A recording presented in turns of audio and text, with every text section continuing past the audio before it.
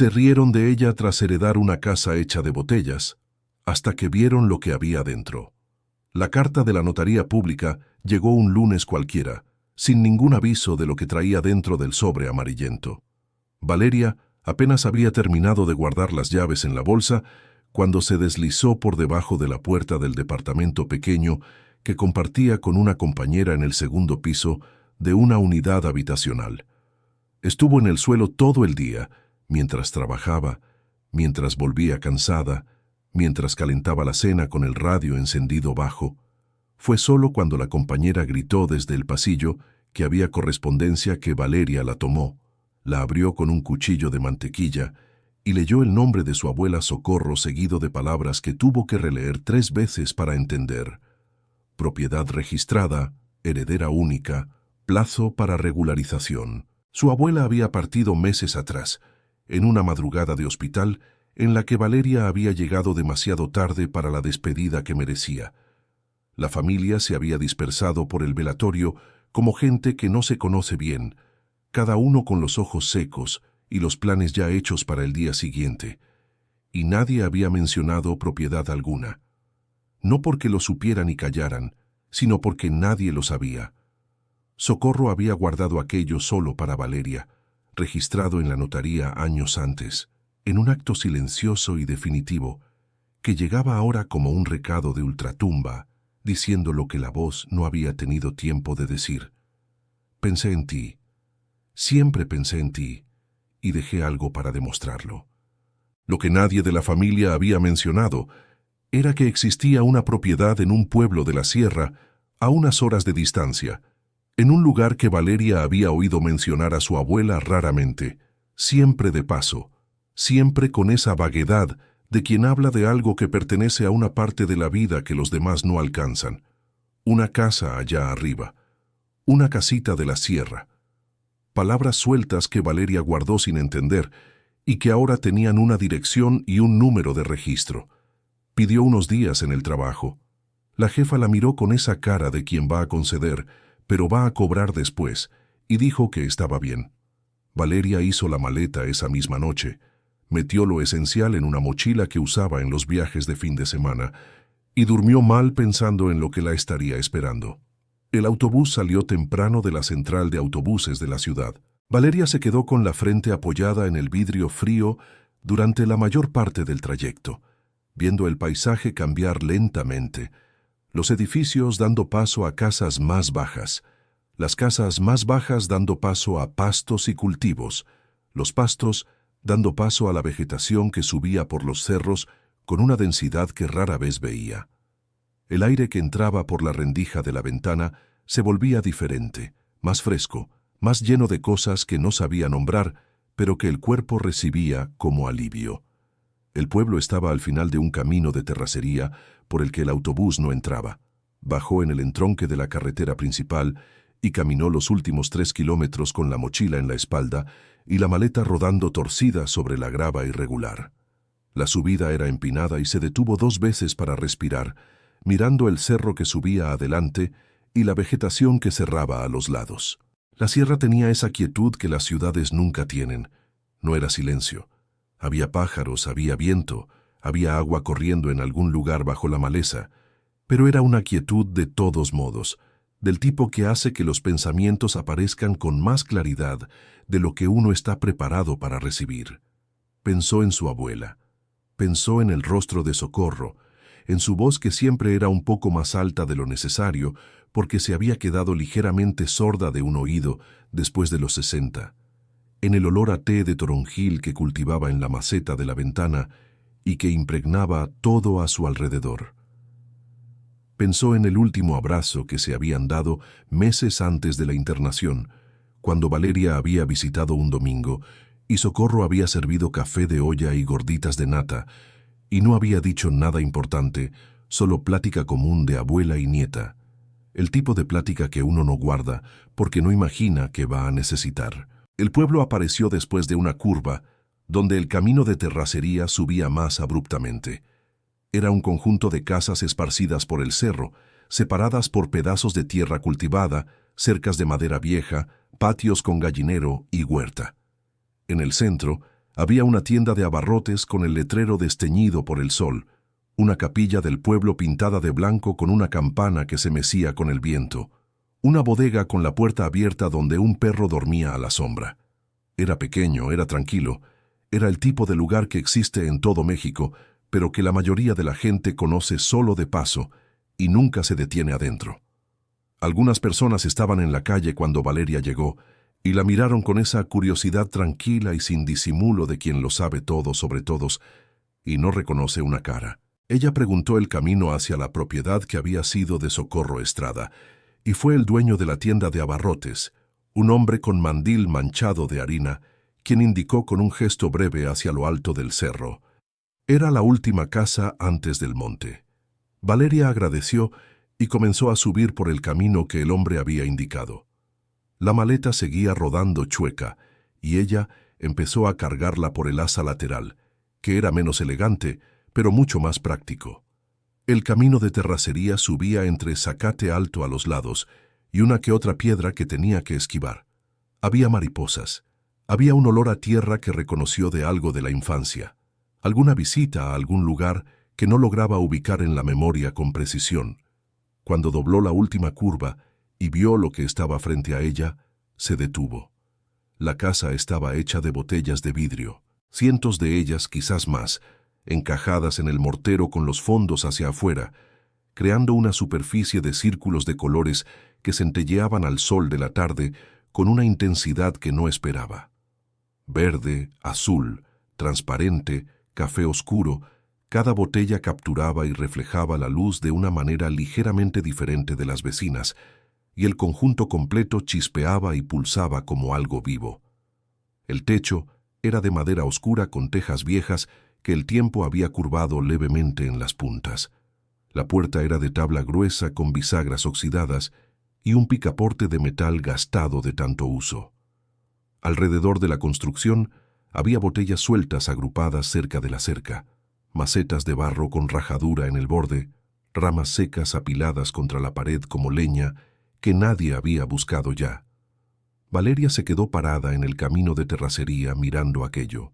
Las montañas verdes cerraban atrás, el cielo estaba azul con nubes blancas dispersas, y aquella casa en medio de todo eso era la cosa más extraña y más singular que había visto en mucho tiempo. No era lo que esperaba, no era, honestamente, lo que nadie esperaría. Era diferente a todo.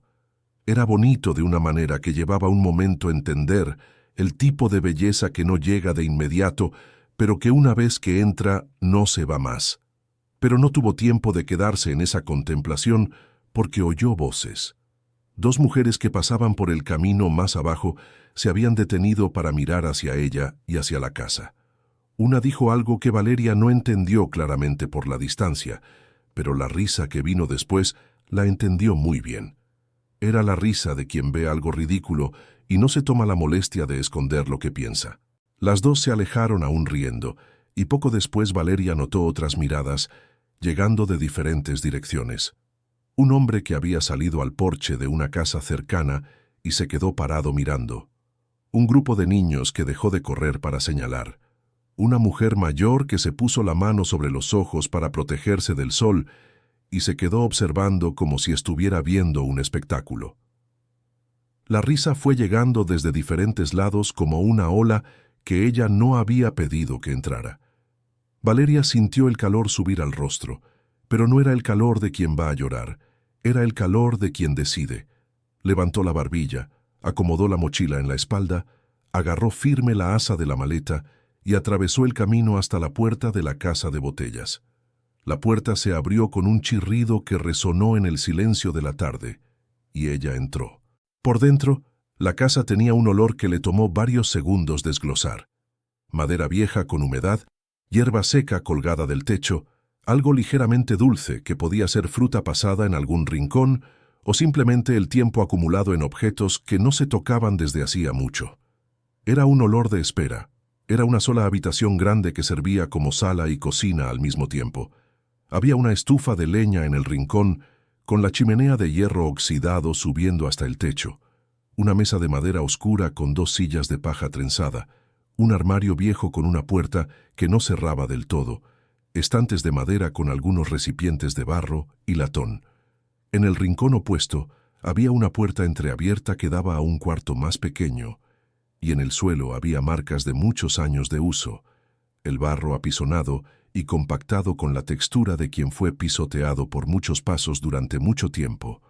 Pero lo que llamaba la atención eran las paredes. Por dentro, las botellas aparecían al revés que desde afuera, los cuellos hacia el interior de la habitación, creando pequeñas bocas oscuras en el argamasa. La luz del sol de la tarde entraba por esas botellas de colores y caía al suelo en manchas. Una mancha verde aquí, ancha y difusa, una azul allá en el rincón, una serie de transparentes que formaba un camino irregular cruzando el centro de la habitación. Era como estar dentro de un vitral torcido y generoso, uno que había sido hecho por alguien que no obedecía ninguna regla más que lo que le parecía bonito. Valeria dejó la mochila en el suelo, apoyó la maleta contra la pared y se quedó parada mirando esas manchas de luz durante un tiempo que no supo medir. El silencio era denso, pero no era incómodo. Era el silencio de un lugar que estaba esperando. Pensó en su abuela, pensó que Socorro había elegido vivir aquí. Había construido esto o mandado construir. Había dormido bajo ese techo. Había cocinado en esa estufa, mientras la luz entraba de colores por las botellas en la mañana temprano. Se había sentado en esas sillas de paja y había mirado esas manchas en el suelo como Valeria las miraba ahora. ¿Por qué? ¿Qué había en ese lugar que valía una vida entera de elección? Se puso a explorar. El cuarto más pequeño tenía un catre de madera sin colchón, una ventana pequeña que se cerraba con pasador y una hilera de ganchos clavos en la pared de la que colgaban algunas prendas de ropa viejas. El suelo era del mismo barro apisonado. La pared del fondo tenía esas botellas que dejaban pasar la luz del atardecer, y en esa hora creaba un color naranja rojizo que pintaba todo el cuarto de un tono cálido e íntimo. Había un cuarto más al fondo, aún más pequeño, con una puerta que estaba cerrada por un cerrojo oxidado. No pudo abrirla ese día. El cerrojo estaba demasiado duro. Lo dejó para después. Esa primera noche, Valeria armó lo que tenía. Estiró la cobija que había traído en la mochila sobre el catre de madera, encendió las velas que encontró en el armario, preparó algo sencillo de comer con lo que había comprado en la tienda de abarrotes antes de subir. Se sentó a la mesa con el plato enfrente y comió despacio, mirando las paredes de botellas que en la oscuridad de la noche eran solo formas, los círculos del vidrio capturando el temblor de las velas y esparciendo puntos de luz por el argamasa como un cielo de estrellas torcido. El viento entró por las rendijas durante la madrugada. Era un viento manso pero persistente, que pasaba por las botellas y producía un sonido que le tomó un tiempo identificar, una nota baja y suave, casi musical, como si toda la pared estuviera respirando. Ella se despertó 2 veces con aquel sonido, y en ambas ocasiones se quedó acostada con los ojos abiertos en la oscuridad hasta que el sueño regresó.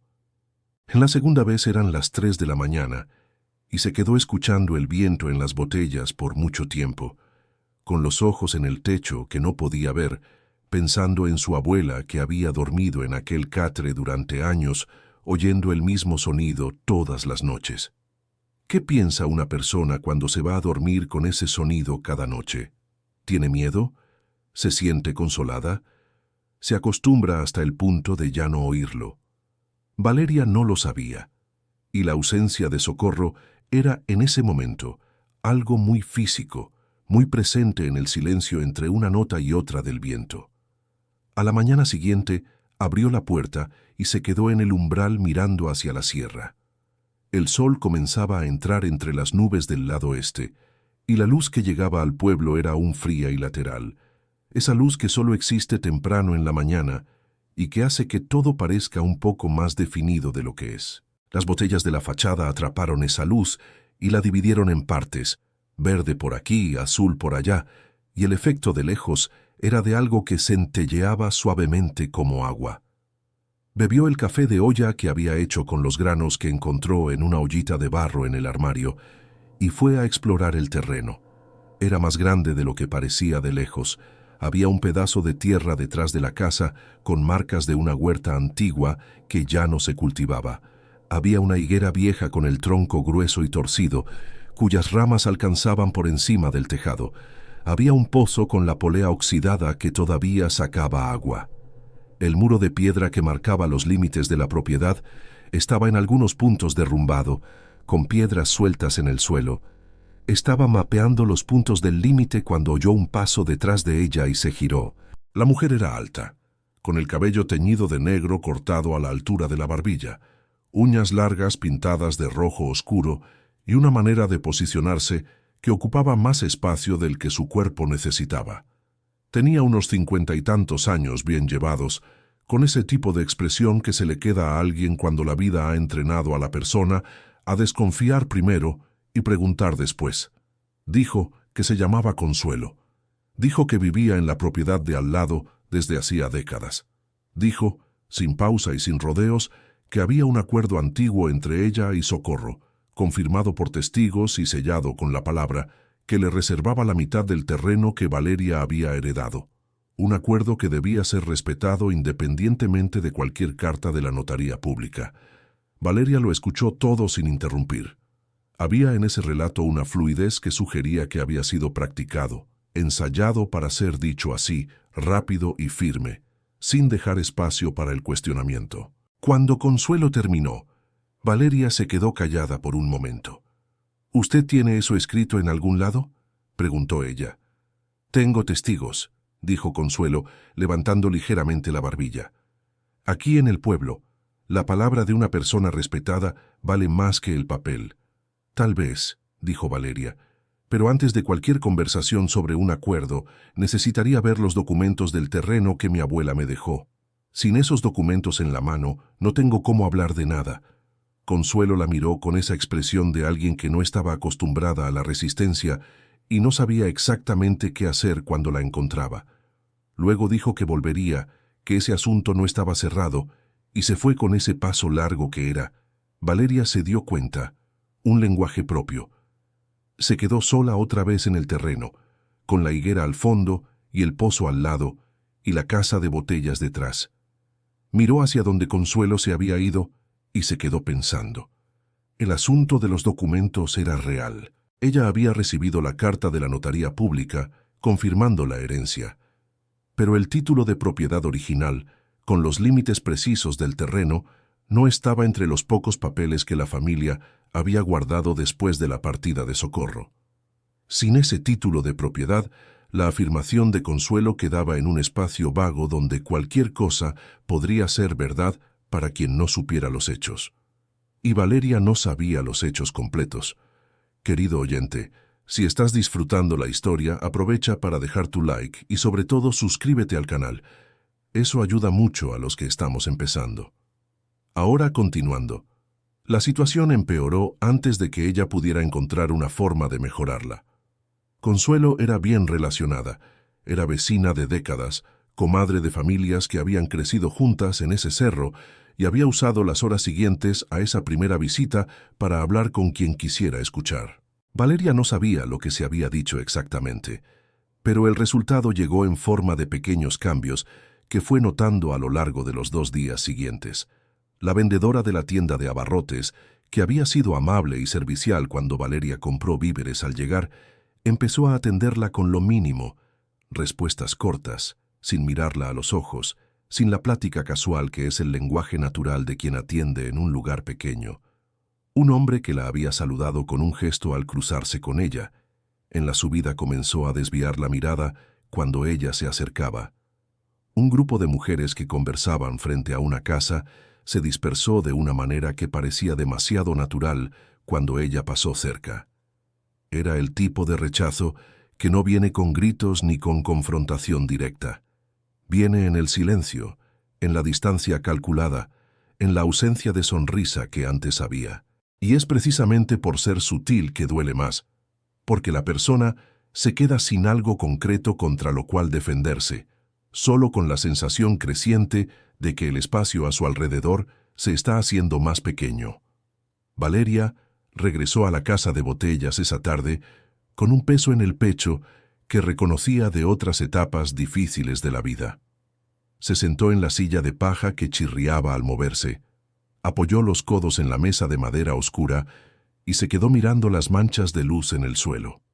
El verde era diferente a esa hora del día, más oscuro, casi del color de un bosque cerrado.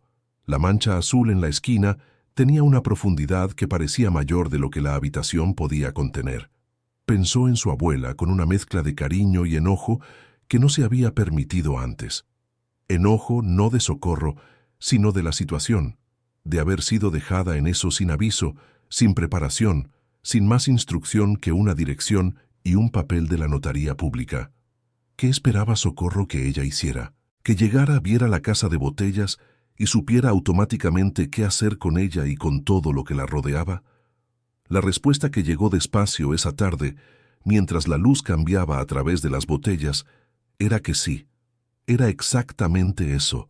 Socorro había esperado precisamente eso, no porque fuera obvio, sino porque conocía a su nieta. Conocía la terquedad callada que Valeria cargaba desde niña, esa que la hizo no llorar en el velorio de su abuela frente a nadie y que la hizo no quejarse cuando llegó a la casa y vio lo que había heredado. Socorro sabía que quien había elegido era capaz de quedarse y que quedarse era el primer paso para entender. En la mañana del tercer día, mientras trataba de forzar el cerrojo oxidado de la puerta del cuarto trasero con un cuchillo viejo, escuchó pasos lentos en el camino de terracería. Miró por la ventana y vio a un hombre de cabellos blancos finos como algodón que caminaba despacio apoyado en un bastón de madera tallada. Era viejo de una manera que es diferente a solo tener muchos años. Era viejo de haber vivido mucho, de haber cargado cosas, de haber llegado a un punto desde donde se ve el paisaje completo.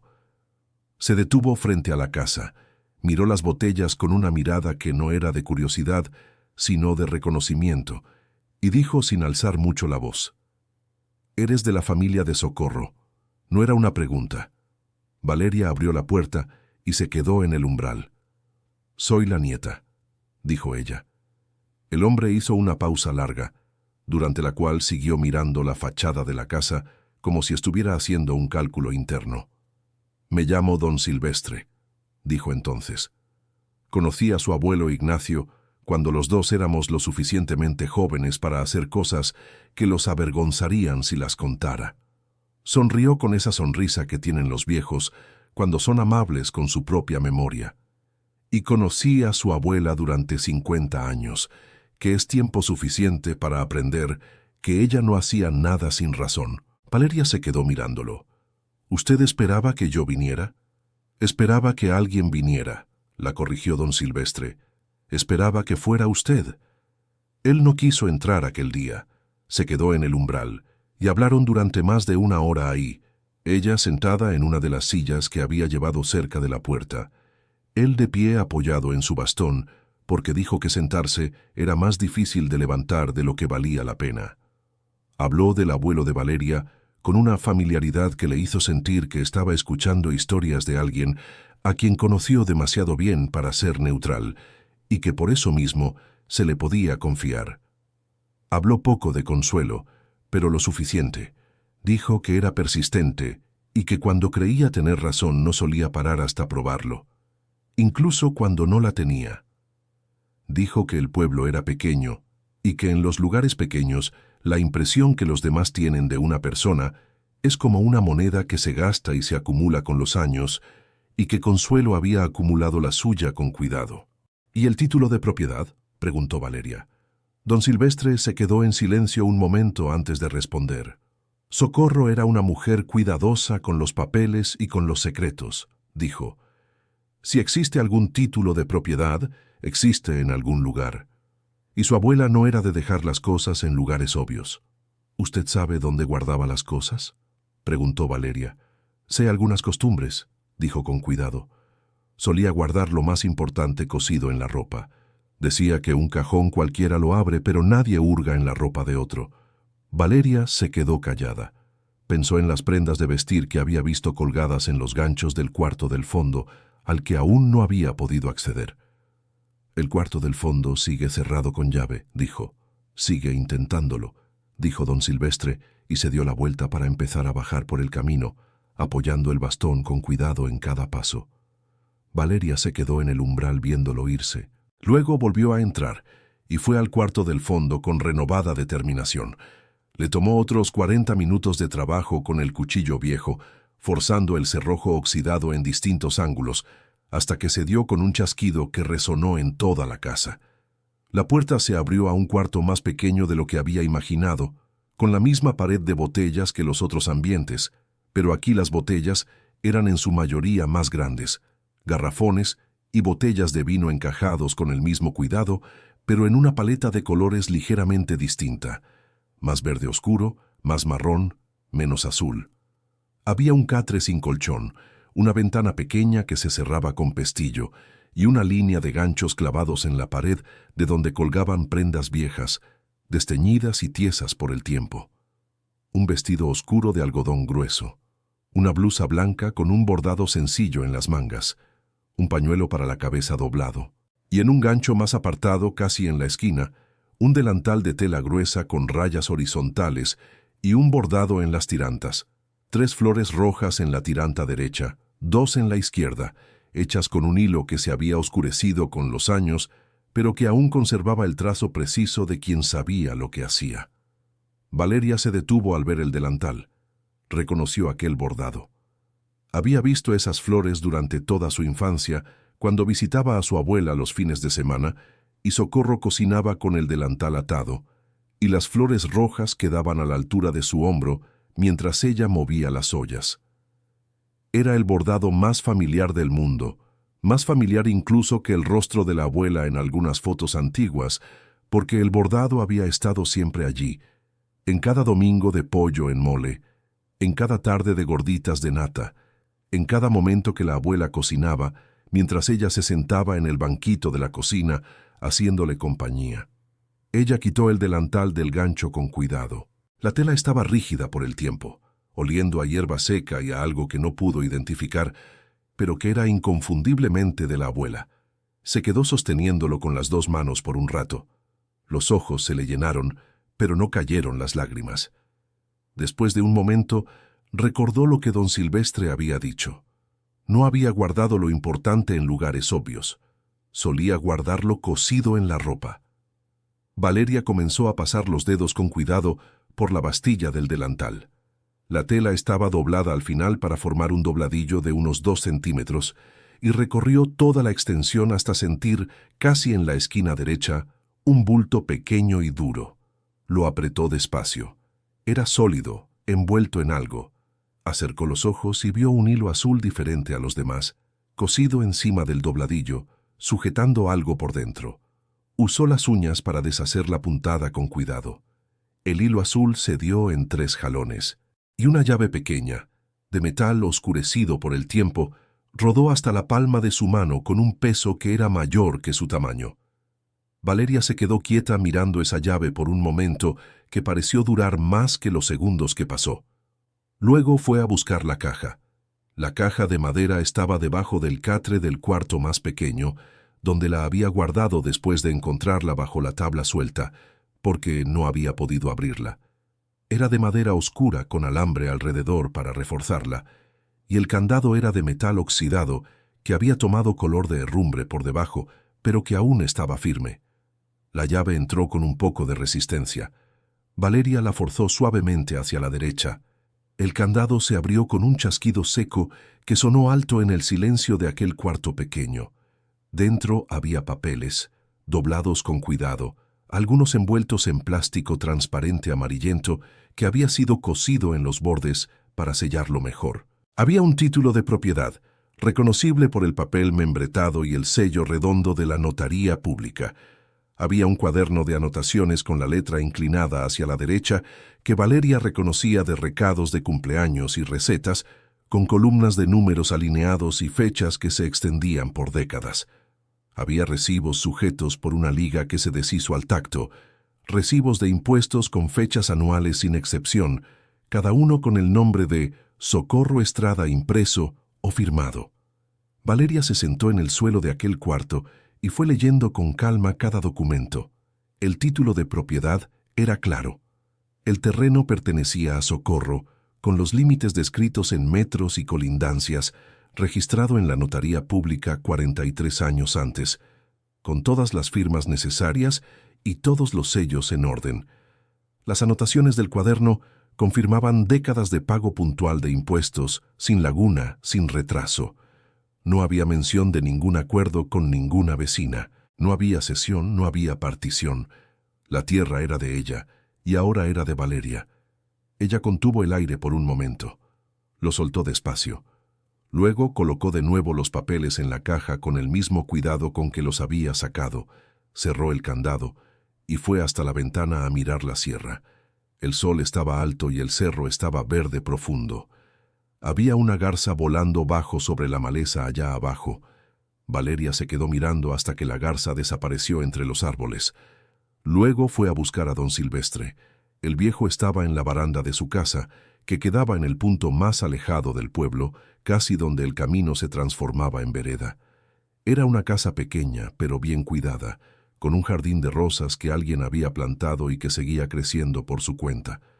Estaba sentado en una silla de mimbre con una taza de café de olla enfriándose en el pretil, mirando hacia el cerro con esa mirada de quien está viendo cosas que no están necesariamente allí. Valeria contó lo que había encontrado: el título de propiedad, los recibos, el cuaderno de apuntes, la claridad de los documentos.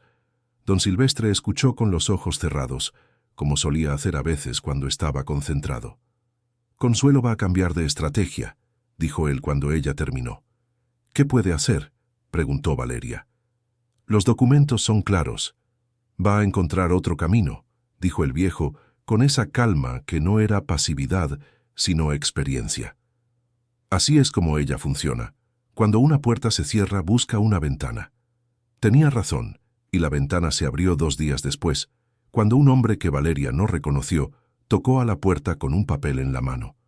Dijo que había una queja registrada por habitantes del pueblo de la Sierra, afirmando que la casa de Botellas era una construcción irregular, que representaba un riesgo estructural para quienes vivían cerca, y que había un plazo corto para que se realizara una evaluación.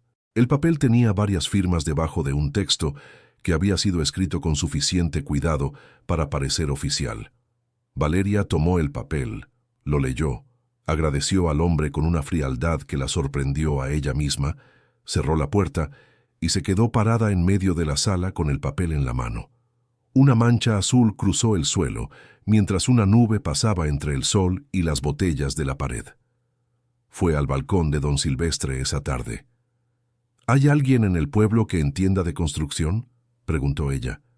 «Pascual», dijo él sin dudar, «albañil jubilado, 70 y tantos años, vive en el camino de abajo. Ayudó a tu abuela a levantar parte de esas paredes». Valeria fue a buscar a Pascual al día siguiente temprano. Su casa era identificable por las herramientas alineadas en el balcón, con un cuidado que solo alguien que pasó la vida entera, dependiendo de herramientas, puede mantener. Cada cosa en su lugar, cada mango hacia el mismo lado, cada cabo limpio. Él atendió la puerta con un mandil de trabajo, manos grandes y gruesas que parecían moldeadas de mortero, cabello blanco rapado, ojos oscuros con esa intensidad enfocada de quien evalúa todo en silencio antes de hablar. Valeria explicó la situación. Pascual escuchó sin interrumpir, sin hacer expresión que pudiera leerse. Cuando ella terminó, se quedó un momento callado. Luego tomó el sombrero que colgaba de un gancho cerca de la puerta, se lo puso y dijo: «Vamos a ver». Recorrió la casa de Botellas entera con una atención que era casi reverencial. Pasaba las manos abiertas por las paredes, golpeaba con los nudillos aquí y allá, inclinaba la cabeza como quien escucha algo que los demás no están entrenados para oír. En las rendijas introducía la punta del dedo y evaluaba la profundidad. En las ventanas probaba el ajuste. En el techo le pidió a Valeria una escalera que estaba guardada acostada al lado de la casa, y subió con una agilidad que ella no esperaba de alguien con 70 y tantos años. Cuando bajó, dijo: «El techo necesita atención en 2 puntos. El resto está bien». Luego fue al cuarto del fondo. Se quedó un tiempo en ese cuarto más pequeño, mirando la pared del fondo con una atención concentrada que era diferente de la que había dado a las otras paredes. Valeria se quedó en la puerta observando. «Hay algo aquí que siempre quise preguntarle a Socorro y nunca le pregunté», dijo Pascual después de un rato. Señaló una sección de la pared del fondo, un tramo de aproximadamente 1 metro de ancho por 50 centímetros de alto, cerca del nivel del suelo. Las botellas de ese tramo eran claramente diferentes de las demás, más gruesas, con el vidrio más opaco y oscuro, encajadas de un modo ligeramente distinto. «Estas de aquí las puse así porque ella lo pidió», dijo Pascual. «El gollete hacia adentro, de modo que quedara sellado en el cemento. Ella dijo que quería guardar cosas dentro de la pared». Valeria se aproximó lentamente. Ahora que él lo había señalado, podía ver la diferencia con claridad. Las botellas de ese tramo formaban cámaras cerradas en el mortero, espacios huecos donde cabía algo pequeño pero significativo. «¿Es posible sacar una sin comprometer la estructura?», preguntó ella.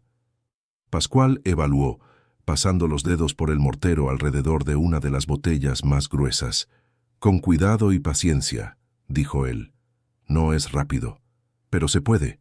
Esa noche, después de que Pascual se fue y la luz se volvió tenue, Valeria se quedó sentada en el suelo del cuarto del fondo, frente a esa sección de pared, durante un tiempo que no supo medir. Las botellas alrededor eran formas oscuras en la oscuridad más negra de la noche sin luna. El viento entraba por las rendijas y producía ese silbido suave que ella había aprendido a reconocer. ¿Qué había dentro de esas botellas?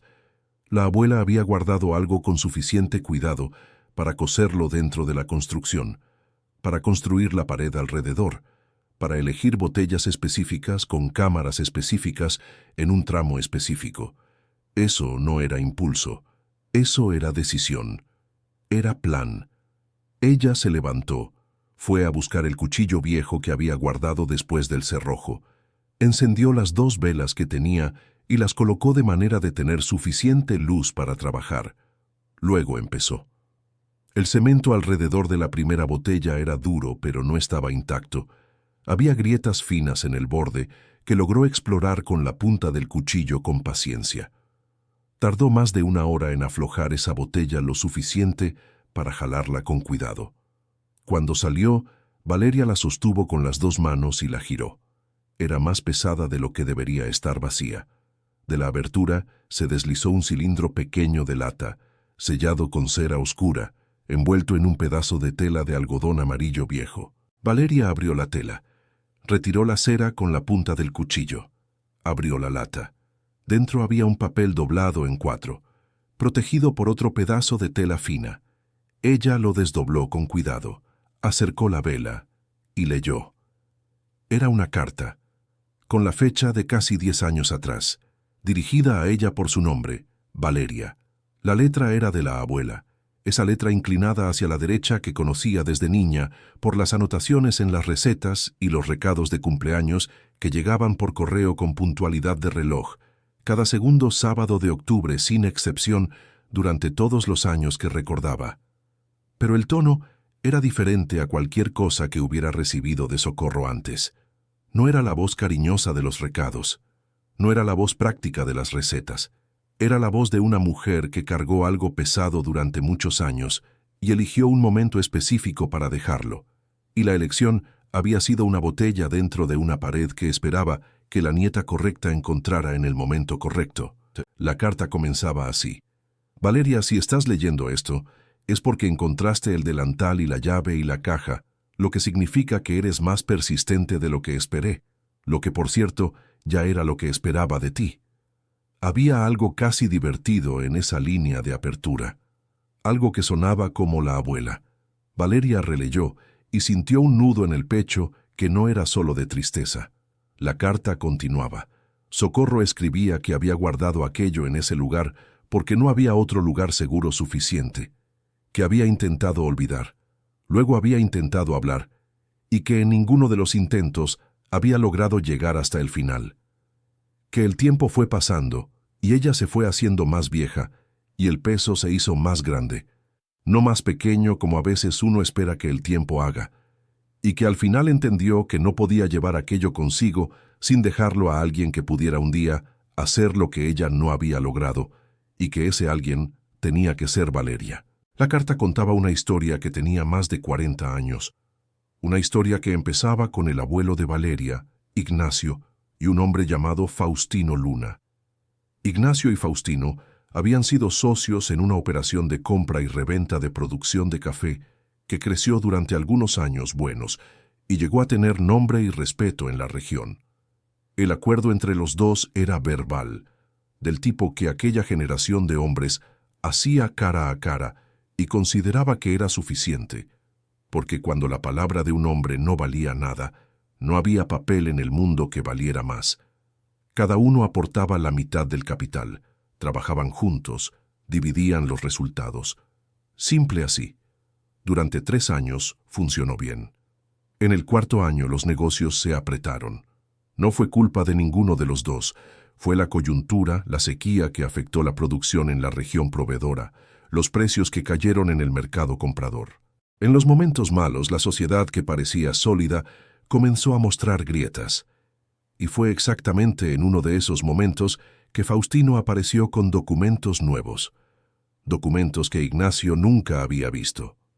Documentos firmados por un notario de otro pueblo que mostraban que los números de la sociedad eran diferentes de los que Ignacio había registrado en su propia memoria y en sus anotaciones personales. Según esos documentos, Ignacio le debía a la sociedad un valor que él nunca había reconocido como deuda, un valor que había sido aumentado con intereses por tiempo, transformando lo que sería un empate o una pérdida compartida en un débito que solo él cargaba. La impugnación fue imposible. Ignacio no tenía papel firmado para probar lo que se había acordado entre los dos, porque el acuerdo había sido de palabra, como era costumbre, y Faustino tenía documentos que parecían legítimos, sellados, firmados, con fechas que encajaban. Ignacio perdió la parte que le correspondía en la sociedad. Más que eso, perdió los años de trabajo invertidos y salió de allí con menos de lo que había entrado. El golpe no fue solo financiero, fue algo que se instaló en el cuerpo del abuelo de Valeria y que nunca salió por completo. Socorro había visto aquello ocurrir y había visto lo que él hizo con el peso. Cargó en silencio, no habló, no se quejó, no enfrentó. Ignacio era de la generación que consideraba que un hombre que no lograba proteger lo que era suyo no tenía derecho a quejarse de que lo había perdido. Socorro había sabido la verdad por un camino que la carta no detallaba completamente. Una mujer que había estado casada con un empleado de Faustino había buscado a Socorro años después, con informaciones que nadie había pedido, pero que pesaban demasiado para ser guardadas indefinidamente. Había conversaciones que habían sido presenciadas. Había el notario que había sido pagado para registrar lo que no era verdad y que cargaba aquello en forma de mala conciencia. Había un rastro que Socorro fue juntando a lo largo de los años con la paciencia de quien sabe que no puede actuar, pero no puede olvidar. Lo que tenía lo guardó, y lo guardó dentro de una pared. Valeria releyó la carta 2 veces completas antes de bajar el papel. Las velas estaban derretidas cerca de la mitad, y las sombras del cuarto se habían vuelto más altas y más espesas. Ella estaba inmóvil en el suelo con el papel en las manos, y el cilindro de lata al lado y el paño de algodón doblado entre las rodillas. No sintió lo que esperaba sentir. Esperaba enojo. Esperaba esa indignación inmediata que viene cuando alguien descubre que la familia fue tratada injustamente. El enojo estaba allí, pero debajo de él había otra cosa que fue reconociendo despacio. Era tristeza. Tristeza por la abuela que había guardado aquello durante décadas sin poder hablar. Tristeza por el abuelo que había cargado la pérdida en silencio hasta el final. Tristeza por la injusticia que nunca había sido reconocida y que había moldeado cosas que ella nunca sabría exactamente cuáles eran. Y por debajo de la tristeza había una pregunta que comenzó a palpitar con fuerza creciente. El nombre Faustino Luna. ¿Qué había quedado de ese nombre en aquel pueblo? Apagó las velas y se acostó en el catre de madera aquella noche sin poder dormirse pronto. El viento en las botellas hacía ese silbido suave y ella se quedó acostada en la oscuridad, dejando que llenara el silencio, mientras los pensamientos iban y venían sin un orden claro. Una cosa la carta había plantado en ella con una claridad que no necesitaba análisis. No estaba siendo rechazada por casualidad. El aislamiento que había sentido desde el primer día, la maniobra de Consuelo, la rapidez con que la comunidad se había alejado, todo eso estaba conectado a algo más viejo y más profundo que la simple desconfianza de pueblo pequeño hacia quien viene de fuera. A la mañana siguiente, antes de ir a casa de don Silvestre, se quedó en el balcón mirando el movimiento de la comunidad allá abajo, y fue entonces cuando notó algo que antes había pasado desapercibido. El hombre que Consuelo recibía con frecuencia, que había llegado con el papel de las firmas, ese hombre de hombros anchos y actitud de quien nunca ha sido contradicho, tenía una tienda pequeña en la entrada de la comunidad. Ella había pasado frente a ella sin entrar. En el letrero sobre la puerta estaba escrito en letras que el sol había desteñido, pero no borrado: Abarrotes Luna. Valeria se quedó parada mirando ese letrero por un rato. Luna, el mismo apellido de la carta. Fue a casa de don Silvestre con la carta. Se sentó en su balcón con el sol aún fresco de la mañana y puso el papel sobre la mesa entre los dos. El viejo leyó despacio, con los lentes que sacó del bolsillo de la bata, lentes de aros de metal gastados que se torcían en la nariz por un tornillo que se había perdido años atrás y reemplazado con alambre enrollado. Cuando terminó, se quedó callado por un buen rato. El café en la taza al lado se enfrió sin que él lo tocara. «Yo sabía parte de esto», dijo por fin. «Sospeché mucho más, pero nunca tuve prueba de nada». «El Luna de la tienda de abajo», dijo Valeria. «¿Es de la misma familia?» Don Silvestre asintió con la cabeza, despacio. «Hijo de Faustino», dijo él. «Esteban. Creció aquí. Heredó la tienda cuando el padre envejeció. Es un hombre diferente al padre en la forma, pero creció con lo que el padre construyó». «¿Y Consuelo?», preguntó Valeria. El viejo la miró por un momento antes de responder. «Consuelo se casó con un primo de Faustino hace años. Él ya se fue hace tiempo, pero ella se quedó. Siempre fueron de la misma familia extendida, y siempre hubo entre ella y Socorro una tensión que nadie explicaba claramente». Valeria se quedó mirando la carta sobre la mesa. «Ahora se explica», dijo ella. Don Silvestre hizo esa señal de cabeza que era asentimiento. «El aislamiento que estás sintiendo», dijo él, «no es solo antipatía de comunidad cerrada. Es más viejo que tú. Es una memoria que sirve a un interés». Había una precisión en esa afirmación que se fue quedando dentro de Valeria como una semilla. Pasó los días siguientes dejando que esa semilla creciera, observando la comunidad con ojos que ahora veían diferente. Veía las conexiones que antes habían parecido casuales. Quién frecuentaba la tienda de Esteban, quién era comadre de Consuelo, quién había firmado la petición. Las piezas encajaban en una forma que era incómoda precisamente porque era muy clara.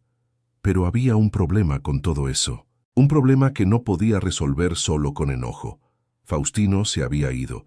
Quien estaba vivo era Esteban, y Esteban, por la descripción de don Silvestre y por lo que ella misma había observado de lejos, no parecía un hombre que hubiera elegido la crueldad. Parecía un hombre que había crecido recibiendo lo que el padre había construido sin necesariamente saber el costo completo de eso. ¿Qué se hace con una injusticia vieja cuando el responsable directo ya no está aquí para responder? Valeria no tenía la respuesta, y esa falta de respuesta era el tipo de cosa que se instala dentro de una persona y no deja en paz. Continuó con sus tareas en la casa. Limpió lo que pudo limpiar, arregló lo que pudo arreglar. Fue descubriendo poco a poco la memoria física de su abuela en cada objeto guardado en los armarios y en los estantes. Había un par de chanclas de dedo detrás de la puerta del cuarto. Había una caja de té con diferentes tipos de hierbas, cada una en un saquito de tela cosido a mano. Había unas tijeras de bordar con mango de madera que Valeria recordaba de las manos de su abuela. Esas tijeras específicas, y que sostuvo por un momento antes de guardarlas con cuidado. Don Silvestre iba por las tardes algunas veces a la semana. Tomaban café de olla y conversaban, y Valeria fue aprendiendo que el viejo sabía mucho más sobre la historia de aquel pueblo de la sierra de lo que dejaba ver al principio. Era alguien que había observado durante décadas sin participar en las disputas, una posición que le daba una visión peculiarmente completa. Una de esas tardes, mientras el sol se iba poniendo y las botellas de la pared iban tomando ese tono anaranjado del atardecer, mencionó de pasada que había una mujer en el pueblo que había sido amiga cercana de Socorro en su juventud, alguien que se había alejado de la vida social por razones de salud, que vivía en una casa pequeña en el camino de terracería que bajaba hacia el monte, pero que todavía estaba allí. «Se llama Candelaria», dijo don Silvestre, «Candelaria Zavala». Si Socorro confiaba en alguien para guardar algo, era en ella. Valeria sintió algo moverse dentro del pecho. «Candelaria», repitió ella, y fue hasta el cuarto de atrás.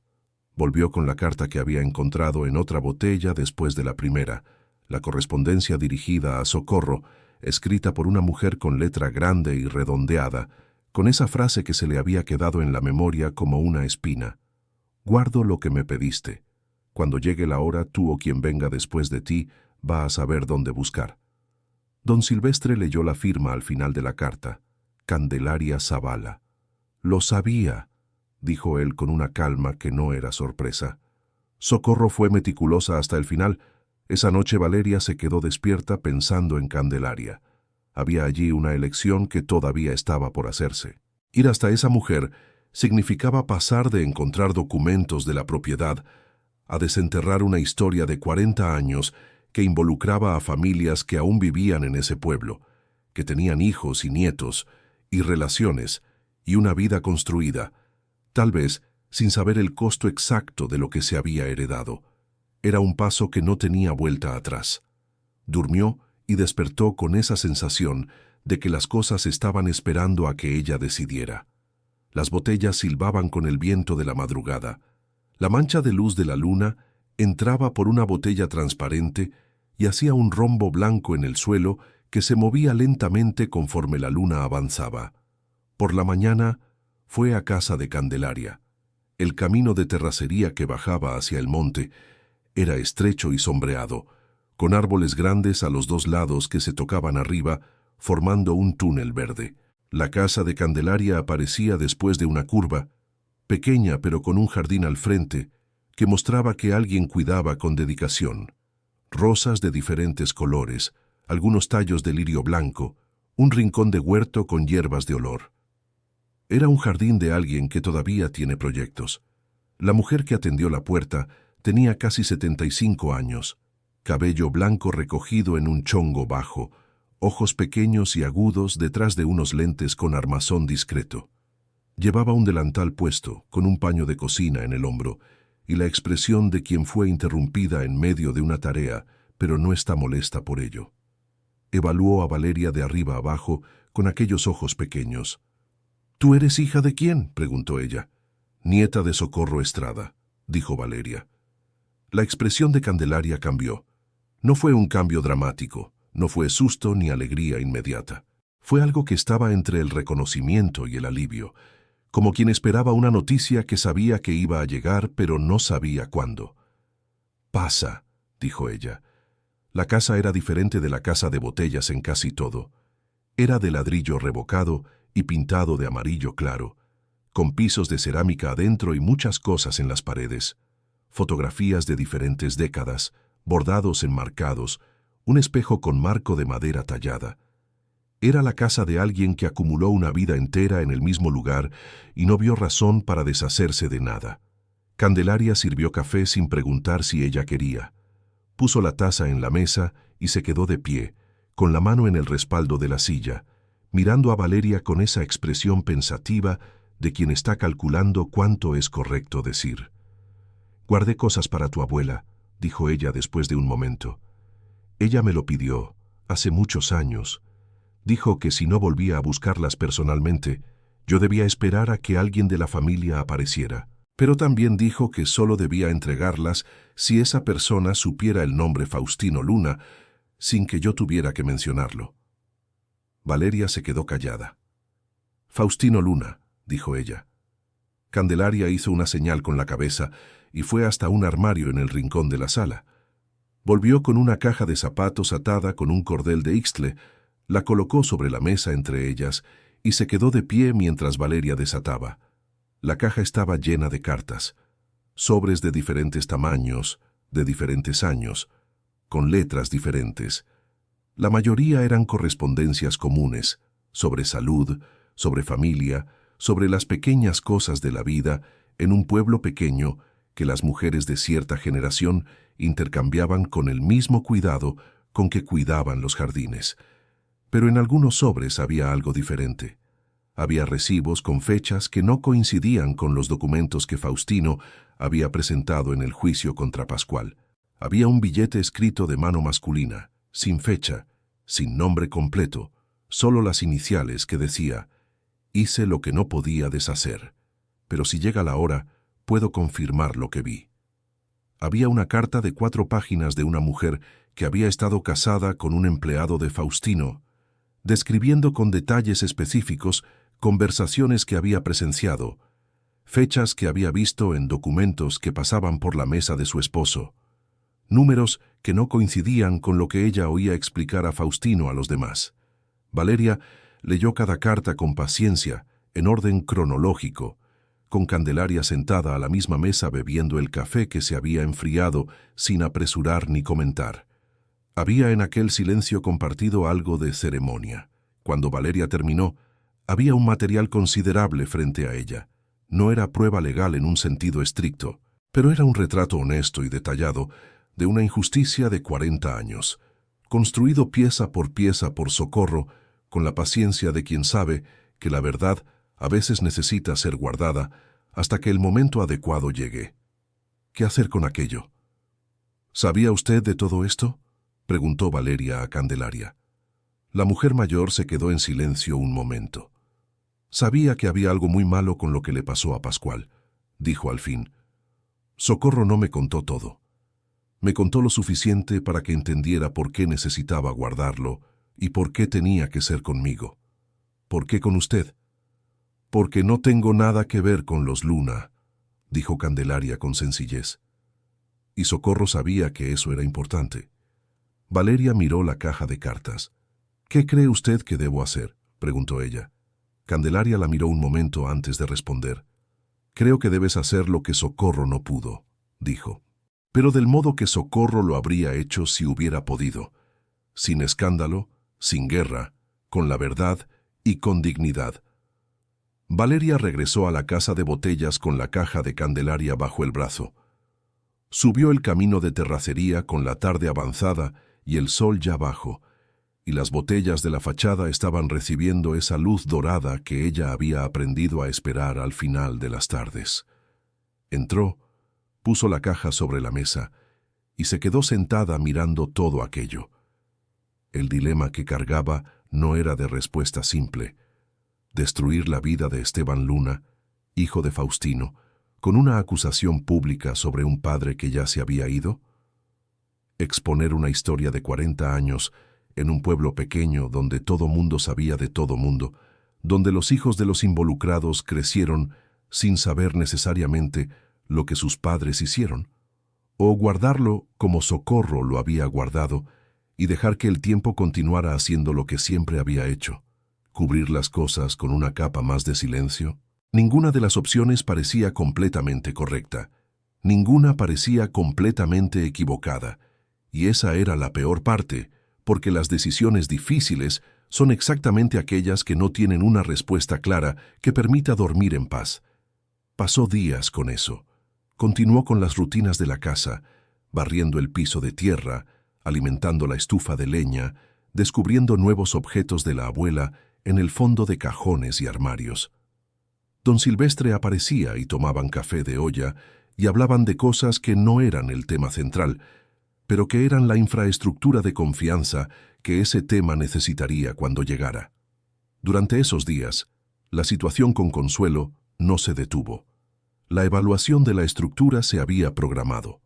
Consuelo había circulado más por el pueblo, deteniéndose a platicar con la gente, y en esas pláticas había algo que se estaba tejiendo que Valeria no escuchaba, pero sentía en las miradas que recibía al pasar por el camino de terracería.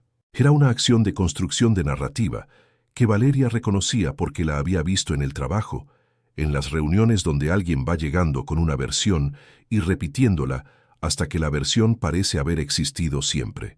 La narrativa que Consuelo estaba construyendo era: Valeria era una forastera que había llegado sin entender el lugar, que estaba removiendo asuntos que no eran de su incumbencia, que representaba una perturbación en la paz que el pueblo había cultivado. Había gente que lo creía porque era más fácil.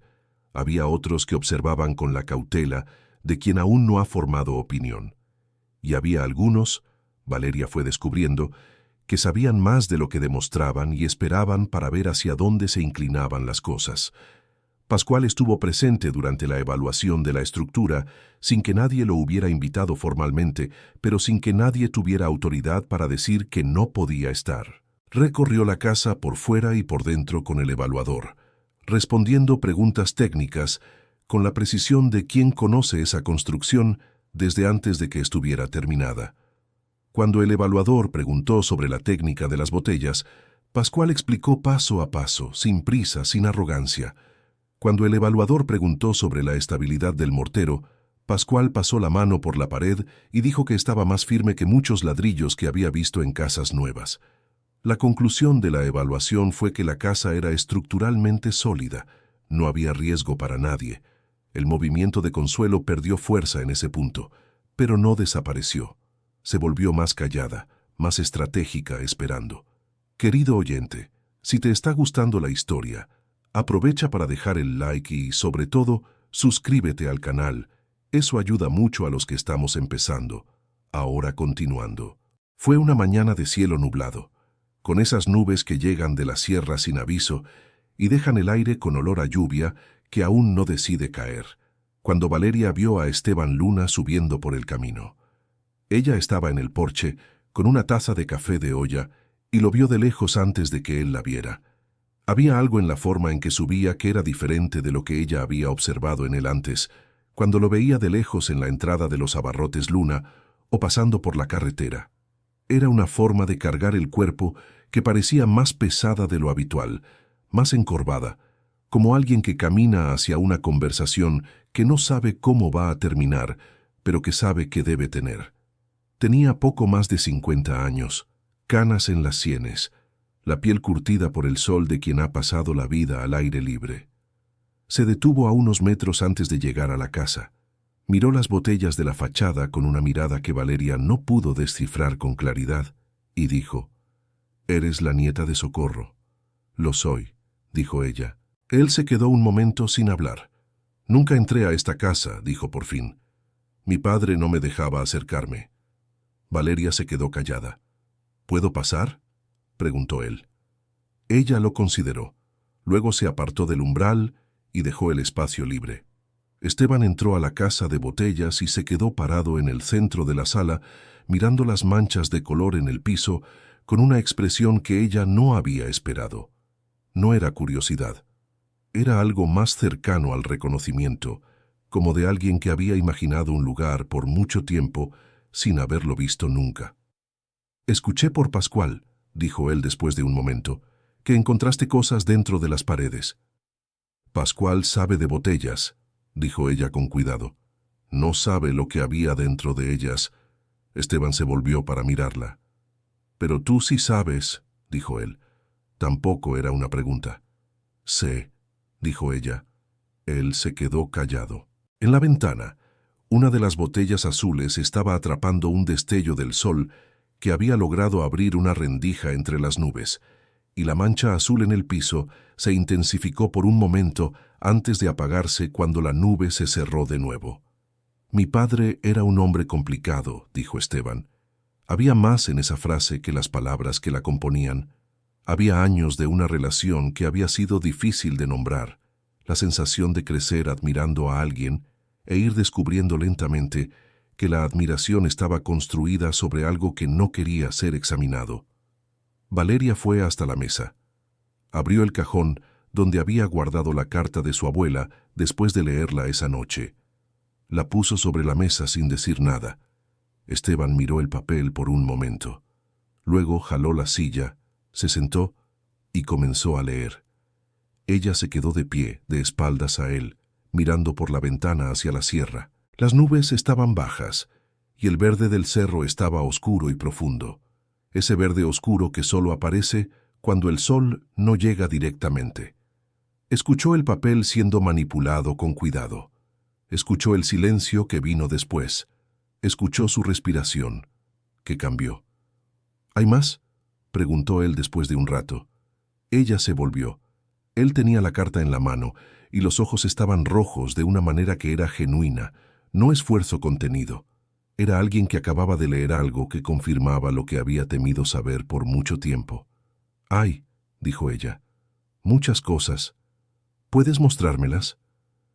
Ella fue a buscar la caja de Candelaria y la puso sobre la mesa. Esteban se quedó allí por más de 2 horas, leyendo carta por carta, recibo por recibo. Valeria hizo más café, se sentó en la otra silla y no dijo nada durante ese tiempo. Había un tipo de silencio que solo funciona cuando las 2 personas entienden que las palabras necesitan esperar a que los hechos sean absorbidos. Cuando él terminó, se quedó mirando la mesa cubierta de papeles por un largo rato. «Siempre supe que había algo mal», dijo finalmente. «No los detalles. Nunca pregunté porque tenía miedo de la respuesta». Hizo una pausa. «Eso también es una elección, lo sé».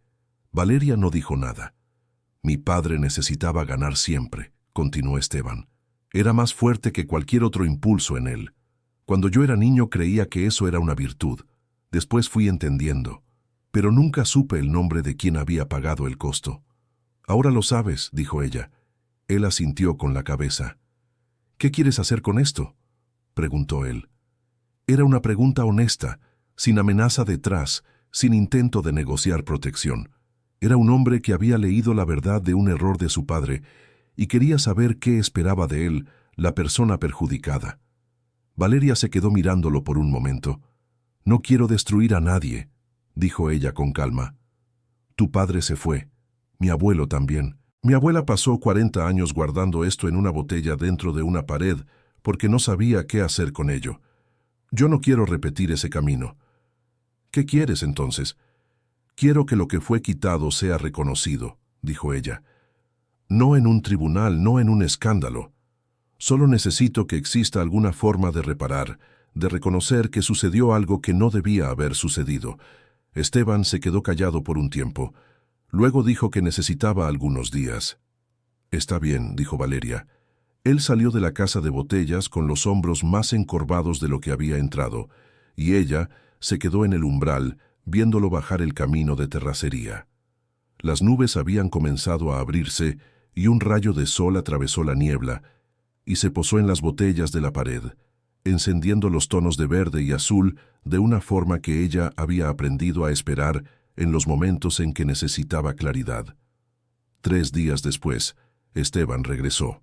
Llegó una mañana con el sol firme, sin nube, y tocó la puerta con un aire diferente al de la primera vez. Traía un sobre y un cuaderno donde había hecho anotaciones a mano en letra apretada, el tipo de letra de quien escribió muchas cosas rápido mientras el pensamiento estaba vivo. «Fui al archivo que dejó mi padre», dijo él sentándose a la mesa. «Tardé 2 días en encontrar lo que necesitaba, pero lo encontré». Abrió el cuaderno y fue mostrando lo que había hallado. Registros internos que el padre había guardado sin darse cuenta de que estaban entre otras cosas que le habían pasado a Esteban. Registros con los números originales de la sociedad con Ignacio. Números que coincidían con lo que las cartas de Candelaria describían y que eran diferentes de los que habían aparecido en los documentos del proceso. «Confirma todo», dijo Esteban, cerrando el cuaderno. «El valor que mi padre aportó a la sociedad fue diferente de lo que declaró. Lo que se le atribuyó a su abuelo como deuda fue inventado». Valeria escuchó sin interrumpir. «Quiero hacer una reparación», dijo él. «No puedo deshacer lo que pasó, pero puedo reconocer la deuda y devolver un valor equivalente a lo que se tomó, con un ajuste por el tiempo. Sin tribunal, sin exposición pública, con un documento firmado entre nosotros que reconozca lo que sucedió. Puso sobre la mesa un papel ya escrito, con los valores calculados y la descripción de lo ocurrido en lenguaje directo y honesto. Había espacio para las dos firmas. Valeria lo leyó con atención, luego lo miró.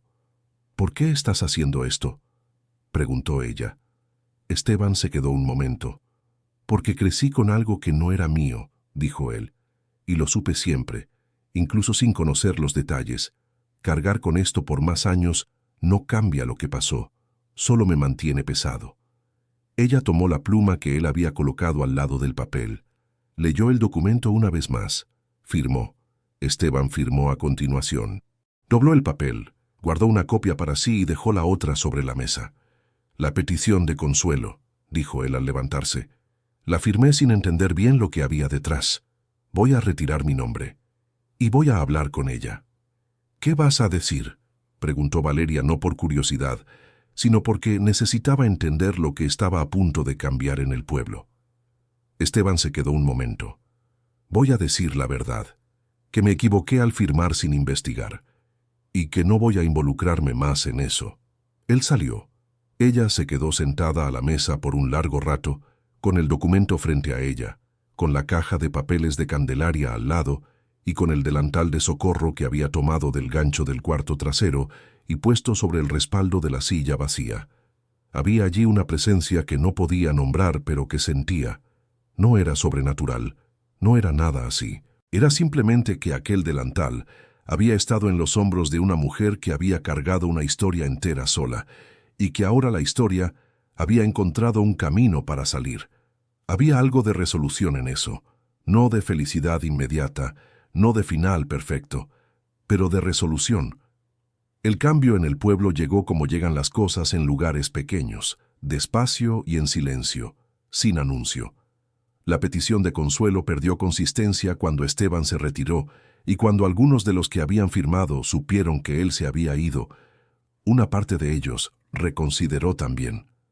Había entre esas personas algunas que habían firmado por presión de la relación, no por convicción, y la salida de Esteban les dio una justificación para hacer lo mismo. Consuelo se quedó callada por unos días.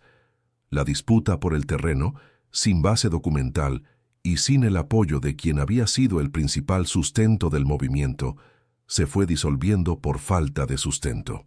El título de propiedad de Socorro era claro, y sin Esteban y sin el grupo que se había dispersado, Consuelo no tenía dónde apoyar su alegato.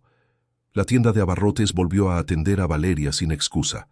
La vendedora, que había sido fría, volvió a ser amable con una naturalidad que sugería que había decidido olvidar el periodo anterior.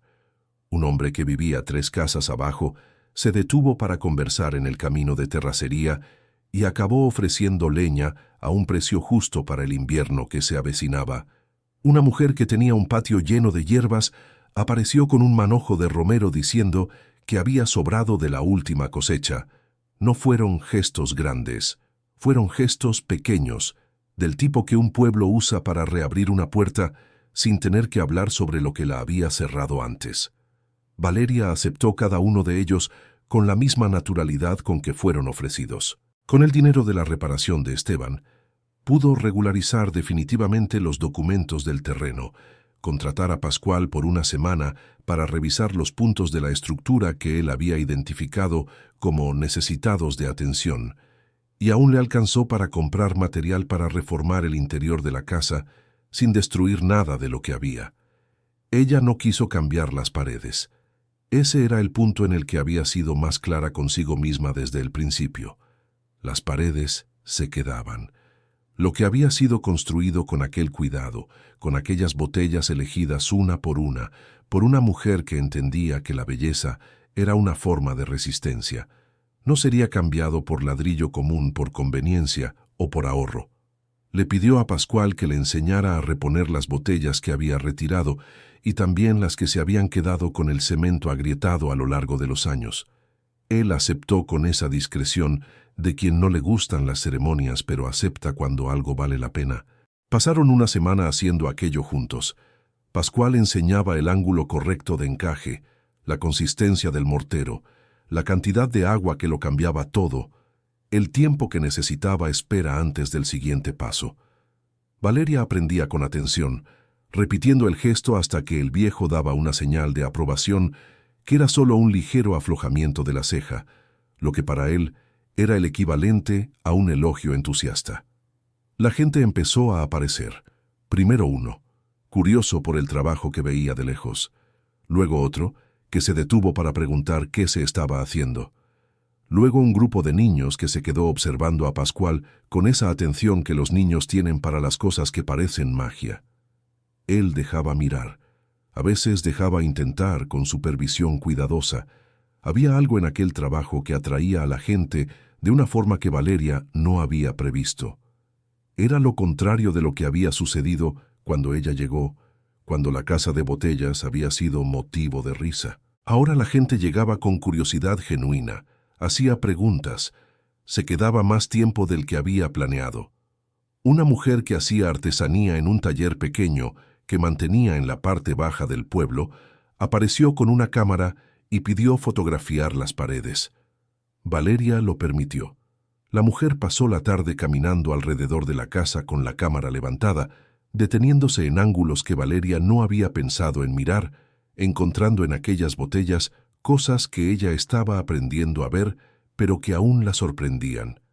En una de esas tardes de trabajo, mientras ella y Pascual estaban en un tramo de la pared lateral, don Silvestre apareció subiendo lentamente por el camino con su bastón. Se detuvo a una distancia cómoda y se quedó observando el trabajo. Valeria lo miró pero no dijo nada. Había un entendimiento entre los dos que no necesitaba muchas palabras. Cuando Pascual se detuvo para tomar agua, don Silvestre se acercó.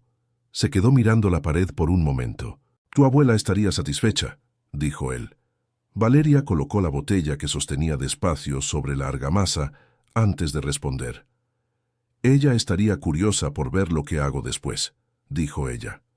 Don Silvestre hizo ese silencio que era señal de acuerdo. Había un asunto que aún estaba por resolverse, un asunto más personal que cualquier otro. Valeria había comenzado ese viaje pensando en regularizar una herencia y regresar. Estaba el trabajo en la ciudad. Estaba el departamento pequeño. Estaba la vida que había puesto en pausa para esos días que se volvieron semanas. Pero la vida que había pausado empezaba a verse diferente desde donde ella estaba. El departamento pequeño con la compañera era un lugar donde pasaba las noches y poco más. El trabajo era algo que hacía con competencia, pero que no amaba con la energía que descubrió sentir cuando aprendía la técnica de las botellas con Pascual o cuando encontraba algo de su abuela en un rincón de la casa y se quedaba mirando por demasiado tiempo para ser solo curiosidad. Había algo en ese lugar que no había esperado encontrar. No solo la historia de su abuela, no solo la injusticia resuelta, no solo la casa renovada. Era algo más simple y más difícil de nombrar. La sensación de que había llegado a un lugar que la había estado esperando sin que nadie lo supiera, ni ella ni el lugar. Querido oyente, si estás disfrutando la historia, aprovecha para dejar tu like y, sobre todo, suscríbete al canal. Eso ayuda mucho a los que estamos empezando, ahora continuando. Una tarde de sábado con el cielo azul profundo y nubes blancas que parecían dibujadas, don Silvestre llegó con una fotografía en la mano. Era pequeña, en blanco y negro, con los bordes amarillentos por el tiempo, pero nítida suficiente para que Valeria reconociera la fachada de la casa de botellas al fondo, aún en construcción, sin el techo terminado y con un andamio de madera improvisado apoyado contra la pared. Y frente a la construcción había una mujer joven, con cabello largo suelto, usando una blusa con bordado en las mangas que Valeria reconocía del armario, y una falda amplia que nunca había visto, pero que parecía hecha para ser usada con alegría. La expresión de la mujer en la fotografía era algo que Valeria nunca había visto en el rostro de la abuela que conoció. Era una expresión libre, completamente libre, con una sonrisa que no estaba siendo contenida por nada. Sostenía una botella azul levantada con el brazo estirado hacia arriba, como si estuviera brindando con el propio sol, o con la sierra al fondo, o con la casa que estaban haciendo detrás de ella. Tomé esta foto yo mismo, dijo don Silvestre sentado en la silla de paja que se había vuelto su lugar habitual cuando visitaba. Tu abuelo me pidió que la tomara. Dijo que quería guardar ese día. Valeria se quedó mirando la fotografía por un largo rato. ¿Por qué estaba tan feliz?, preguntó ella. Don Silvestre guardó silencio un momento antes de responder. Porque estaba construyendo algo con sus propias manos, dijo él. Algo que era de ella. Hizo una pausa. En aquel tiempo la mujer no poseía tierra. Era del marido, era del padre, era de la familia. Pero esa propiedad estaba registrada a nombre de ella y la casa que levantaba era como ella quería, con el material que había elegido, usando una técnica que había aprendido porque le pareció bonita. Ese día ella era la mujer más libre del pueblo de la sierra.